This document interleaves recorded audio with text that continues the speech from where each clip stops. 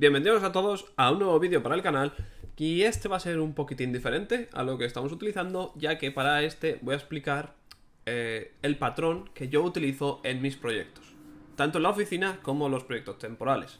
Mi web de NetMentor, ¿vale? Esa está completamente escrita con este patrón. Bueno, este patrón es llamado Railway Oriented Programming. Veremos lo que es, sus beneficios y cómo implementarlo posteriormente. Por supuesto, el ejemplo estará en César, ¿vale? Antes de continuar, no olvides darle un buen like, suscribirte si no lo estás y compartirlo. Vamos para allá. Lo primero que hay que explicar es de dónde viene este patrón, ¿vale? Este patrón viene de un señor que se llama Scott Walsing, espero que haya pronunciado bien su nombre, que fue el autor original. Puedes encontrar más información sobre el patrón y bueno, sobre el autor en su página web que se llama F-Sharp for Fun and Profit, ¿vale? Ahí, bueno, ahí tenéis la web y podéis acceder. ¿Y cómo llegó esto a mi vida o a mi forma de desarrollo? Bueno, pues estábamos en la oficina y teníamos que empezar un proyecto nuevo. Y teníamos varias cosas claras. Primero, que el código fuera limpio y segundo, que fuera muy fácil de entender y modificar. Trabajo en una empresa muy grande donde trabajaba en la parte de reportes para el gobierno de diferentes países. Entonces los reportes tenían una cosa, todos los reportes tenían una cosa en común, y es que eran muy complejos y muy difíciles de hacer cualquier cambio. Entonces nosotros queríamos evitar eso. Estuvimos investigando un tiempo y llegamos al blog de Scott Walsing y vimos la presentación de Railway Oriented Programming que dio en Londres. Y simplemente nos quedamos flipando. Dijimos, esto es completamente lo que necesitamos y así es como tenemos que hacer las cosas. El patrón se basa en mezclar programación funcional con programación orientada a objetos. Coge los mejores bits de la programación funcional y los implementa en programación orientada a objetos. Pero, gracias a Dios, para entender este patrón no debemos entender programación funcional. Para este ejemplo voy a poner un caso de uso muy simple, que es, imaginémonos que tenemos, bueno, nuestro proyecto web de César, ¿vale?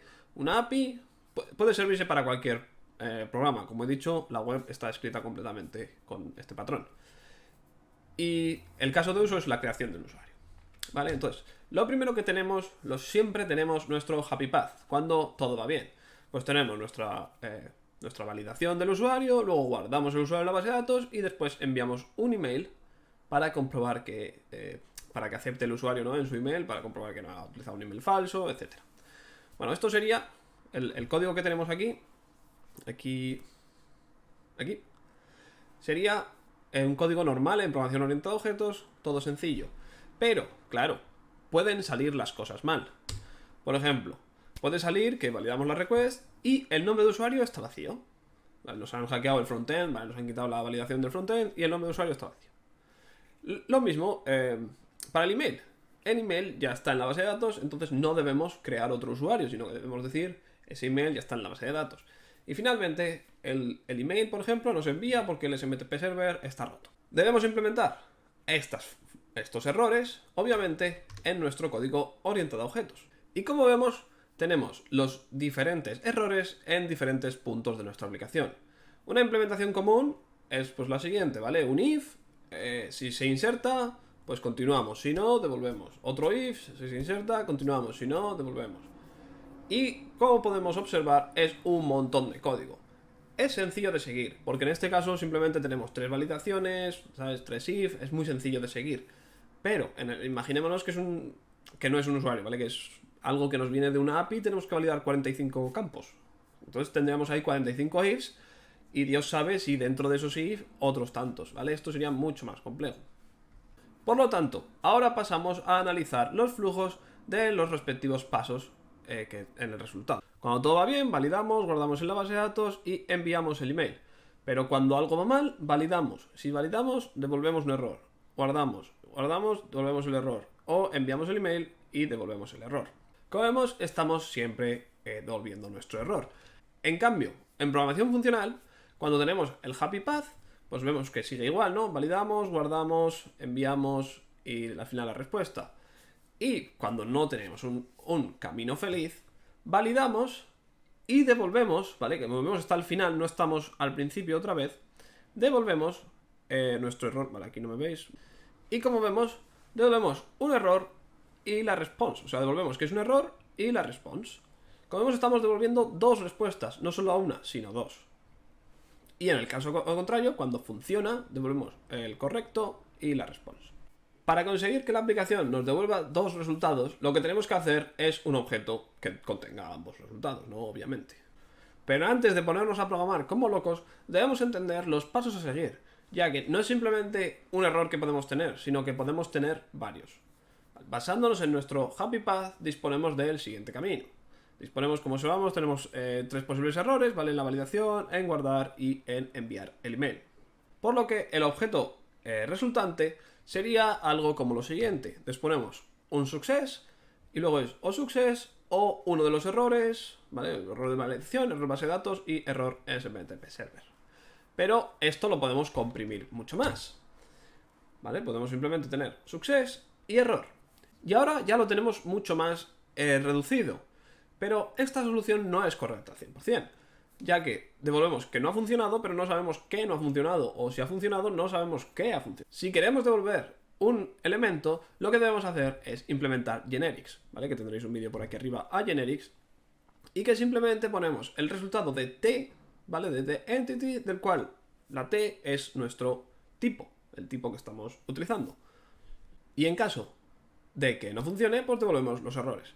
En este ejemplo he puesto los errores como string, pero podría ser una clase error que contenga un código, ¿vale? Eso sería lo más normal, pero para simplificar. Una vez tenemos claro el patrón, lo que hace, debemos de ver cuáles son sus objetivos. Primero es que combina todos los errores en un único sitio. Como hemos visto antes, devolvíamos ahí una lista de errores o un error, bueno, cosas random. Pero en el de ahora devolvemos un resultado de t, donde sabemos que los errores están siempre en el resultado. Da igual de dónde venga ese result, contiene errores si contiene errores. Si implementamos el patrón por toda la aplicación, veremos cómo, bueno, podemos ir concatenando errores, etcétera, ¿no? Pero lo lógico sería cuando encontramos un error, no continuar, que es lo que vamos a hacer luego. Por supuesto, este patrón nos permite crear funciones más pequeñas, nos permite ver un flujo de datos mucho más simple, todos los métodos y tal veremos que son mucho más simples. Y otra cosa del patrón es que utilizamos una función para un caso de uso. Y cuando hablo de una función me refiero a una clase. Tenemos una clase que es añadir usuario. Y todo lo que hace esa clase es añadir usuario. Tendrá sus dependencias y tal, pero serán siempre de añadir usuario. Como hemos visto hace un momento, el objetivo principal del patrón es crear un wrapper o una clase que envuelve al resultado. ¿Vale? El resultado que queremos devolver es t, es el tipo, y luego hacemos una clase que lo envuelve, que contiene, pues contendrá los errores, básicamente los errores, básicamente, porque es para ayudar con los errores. Y aquí es donde entra la parte de programación funcional. Básicamente, result_t va a hacer que el tipo t cambie constantemente, o no, bueno, depende de la lógica, pero puede hacer que el t cambie constantemente. Pero para verlo más claro, ponemos la analogía de tenemos un coche y entra una función y sale. ¿Y qué sale? Sale una bici. Es sencillo. Básicamente tenemos un coche que entra en una función y nos devuelve una bici. Y la bici va a ser el tipo de entrada de la función siguiente, la cual nos devuelve un barco. Por decirlo en una frase, es el tipo de entrada de una función debe ser el tipo de salida de la función anterior. En comparación con lo que sería una comprobación normal en programación orientada a objetos, donde tenemos cada vez un return aquí, ¿vale? Ahora veremos cómo se hace esto en programación, bueno, en Railway Oriented Programming, que lo que hacemos es continuar, ¿vale? Si falla, continúa, ¿vale? Dicho así un poco entrecomillado. Porque lo que de verdad hace es saltarse las funciones que vienen después de nuestro fallo. Y ahora veremos cómo. Para verlo un poco más en detalle, tenemos estas dos funciones, la validación y guardar usuario. Tenemos nuestra request y validamos. Si funciona, pues pasamos a la siguiente. Pero si falla, lo que hacemos es saltarnos en las siguientes funciones y devolver los resultados con el error. Luego veremos cómo hacer esto en código, ¿vale? Es muy sencillo, es mucho más sencillo de lo que parece. ¿Vale? Aquí una pequeña analogía que, como vemos, tenemos dos. Esto es por lo que se llama Railway Oriented. Railway son básicamente las vías del tren. O sea, tenemos dos vías y... Perdón, tenemos dos vías y esta es la que funciona, va funcionando, va funcionando, va funcionando. Falla un momento, pues ya te pasas aquí y ya todo tiras por la del fallo, ¿vale? Y ya tiras por la del fallo y básicamente esa es la ejecución del programa. la respuesta que tengas del programa serán los errores. Para que no se quede un vídeo extremadamente largo, ya tengo el código escrito. De hecho, el blog lo puse la semana pasada, ¿vale? Así que, bueno, todo este código está ya en el blog. Si tenéis alguna duda, también se puede seguir muy bien utilizando el blog, ¿vale? Entonces, lo que voy a explicar es cómo funciona este patrón. Por supuesto, el código lo tenéis en GitHub, así que lo podéis descargar y yo personalmente os invito a que lo probéis y así pues testeáis y tal. Bueno, el patrón se basa principalmente en nuestro result, t, ¿vale? Como hemos indicado, tenemos result y t, que será el tipo o el valor. Como vemos aquí, es t value. Y luego pues contenemos pues un inmutable array con los errores y una propiedad que nos dice que si ha funcionado con los errores. Y tenemos aquí dos constructores, uno de cuando funciona, ¿vale? Que simplemente asigna los valores y el error a vacío, y otro que nos indica los errores. Una cosa que comentar antes de continuar es que este patrón no acepta, o bueno, no... ¿Cómo se llama? No trata muy bien con el tipo void, ¿vale? Cuando no devolvemos nada de una función o de un método, lo que debemos devolver o debemos crear un tipo que se llama unit, que simplemente que no hace nada. Simplemente es como devolver void, ¿vale? Simplemente simulamos esto, es unit. Como he comentado al principio del vídeo, este patrón es llevado a cabo a través de extension methods, ¿vale? De esta forma podemos definir cuándo es success y cuándo es failure. Para eso tenemos una clase que es result y simplemente tenemos, como vemos aquí, success de t, es que funciona, failure, success, ¿vale? Como vemos, y result unit cuando está vacío, etc.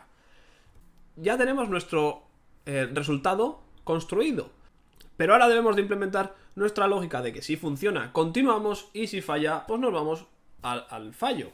¿Y esto cómo lo hacemos? Pues tengo aquí una clase que se llama resultBind, que contiene el binding, ¿vale? El binding es el método que vamos a llamar cada vez que estemos llamando a un método. ¿Y qué hace? Por dentro es muy sencillo. El binding lo único que hace es comprueba si es success, o sea, si tiene algún error, y si no tiene ningún error, ejecuta el método que le pasamos por parámetro. Si recordáis de delegados, os dejo un enlace aquí arriba, podemos pasar métodos por parámetros. Pues en este caso lo que hacemos es pasar el método que queremos ejecutar como parámetro. Y si nuestro resultado anterior no contiene ningún error, lo ejecutará. Y en caso contrario, nos creará un result failure.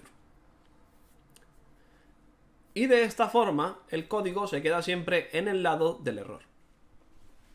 Por supuesto, este código se puede ampliar. Como vemos aquí, tengo bind, pero en este caso no es asíncrono, ¿vale? Si quisiéramos que fuera asíncrono, deberíamos de ejecutarlo pues con task, bind, task, etc. Podemos hacer más métodos. Tenemos uno que es then. Then también recibe un delegado, pero en este caso es action. Así que ignora el resultado, simplemente devuelve lo que le entra. Lo mismo, then asíncrono. Y finalmente tenemos un map, que lo que hace es pues ejecutar lo mismo, ¿vale? Básicamente nos dice que está correcto y ejecuta. Esto lo he puesto aquí porque luego veremos cómo utilizarlo. Vamos al caso de uso. Tenemos un usuario, o la creación de un usuario, que tiene nombre propio, apellido, usuario, nombre de usuario y email. Entonces, nuestra implementación normal en programación orientada a objetos sería... ¿dónde estamos? Vale, aquí. Tenemos nuestro addUser programación orientada a objetos service y nuestro método público addUser. ¿Qué hacemos primero? Validamos el usuario. Tenemos un método que valida el usuario y aquí valida cada uno de las propiedades del usuario. Y si funciona, nos devuelve vacío, ¿vale? Devolvemos aquí vacío y si no está vacío, comprobamos que no esté vacío, bla, bla, bla. Y devolvemos, en caso de que no esté vacío, devolvemos el resultado. Si quisiéramos comprobar más de una validación, deberíamos devolver aquí una lista, ¿vale? Una lista de string y pues funcionaría igual. Pero claro, eso ya cambiaría, porque en caso de ser correcto, la lista, pues o mandarías correcto o mandarías vacío. Entonces es un poco... a mí no me acaba mucho esto. Lo mismo para la base de datos, ¿vale? Añadimos en la base de datos y si añadimos el usuario y la dependencia falla, pues el usuario ya está en la base de datos. Y lo mismo para el email. Si falla el email, debemos devolver un error que nos indica que ha fallado el email. Como vemos, el código es sencillito, ¿vale? Son 3 validaciones, son en total, pues no sé, serán 78 menos las primeras, deben ser como 50 líneas de código, porque arriba lo que tengo es la dependencia, que no está implementada, ¿vale? Pero tenemos aquí la dependencia, que es añadir usuarios y enviar correo. Y si funciona todo, pues devolvemos usuario añadido correctamente, que esto le saldrá al usuario. Y bueno, este es nuestro método principal de addUser. Como vemos, el método principal de addUser son 20 líneas de código. Sencillo. Ahora nos vamos a la implementación de Railway Oriented Programming. De hecho, esta implementación la voy a hacer, en vez de enseñarosla, la voy a hacer para que veáis la diferencia. Entonces, ahora vamos a hacer juntos la implementación de Railway Oriented Programming. El motivo por el que la vamos a hacer juntos es porque así veréis la diferencia y cómo de sencillo va a ser trabajar con ello. Bueno, debemos hacer lo mismo que teníamos para el anterior. Cogemos esto de aquí y lo copiamos. Y necesito también las dependencias. Esto de aquí y nuestras dependencias. Porque las dependencias van a ser las mismas. Pese a que las vamos a cambiar un poquito para implementar, obviamente, Railway Oriented Programming, la idea pues es la misma. addUser ROP to service dependencies. Vale, dependencies. Vale, esto le cambiamos el nombre. Vale. Y utilizamos user account. Como antes, nuestro método principal va a ser public. Por ahora vamos a hacer string.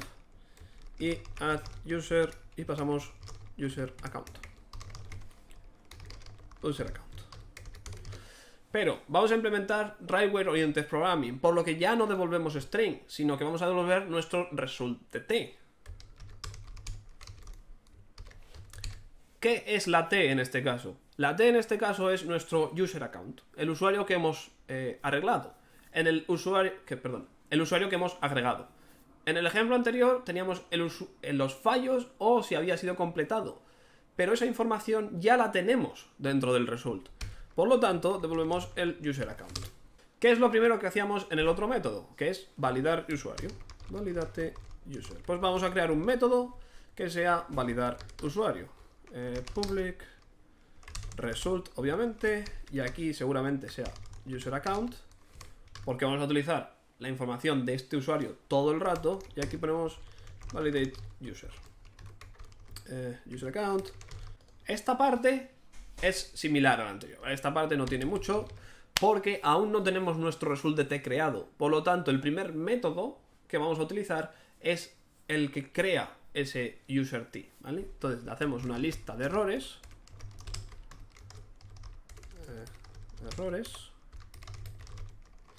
New list string. Y simplemente ponemos las validaciones. Ahora, con estas validaciones debemos devolver nuestro tipo. Obviamente en este caso estoy devolviendo una validación lo primero, pero si por ejemplo lo primero fuera una llamada a la base de datos, no tendríamos que hacer lo que voy a hacer ahora, ¿vale? Vamos a devolver, y tenemos que devolver nuestro result user account. Entonces, return. Comprobamos si los errores tienen algún error, errores.ani, y si tiene algún error, devolvemos result.failure del tipo user account y pasamos los errores como inmutable array. To inmutable array. Para los que no estéis familiarizados con immutable array, básicamente se basa esto en la inmutabilidad del código, para el que hice un vídeo hace 2 semanas, que tenéis el enlace por aquí arriba también, ¿vale? Y para el que no esté familiarizado con la interrogación y los 2 puntos, esto es el operador ternario, que también dejaré un enlace aquí arriba. Y si no, pues devolvemos user account. ¿Cómo estamos devolviendo user account en vez de result user account? Esto quiere decir automáticamente nos convierte nuestro framework o nuestro patrón, automáticamente nos convertirá user account a success, ¿vale? A result success user. Por lo tanto, en nuestro método principal addUser debemos llamar validate user y devolver su resultado. Return, validate user y pasamos user account. Y ya está, esto funciona. Pero teníamos más métodos, los cuales eran añadir la base de datos, public no, esto debe ser private. Private, result. Podemos devolver lo mismo, porque vamos a añadir el mismo usuario en la base de datos. Validate user. No, add user to database. Y lo que recibimos por parámetro es user account. No recibimos result user account, sino que recibimos user account. ¿Por qué? Y esto es muy sencillo. Como he dicho antes, cuando lo que hacemos, cuando hacemos un binding, ¿vale? Es el método que utilizamos para llamar otros métodos. Hacemos un binding y pasamos nuestro delegate, que viene siendo la función a ejecutar. En este caso, add user to database. Pero el primero de los parámetros del binding es result t. O sea, el this. Utiliza una extension method que es result t.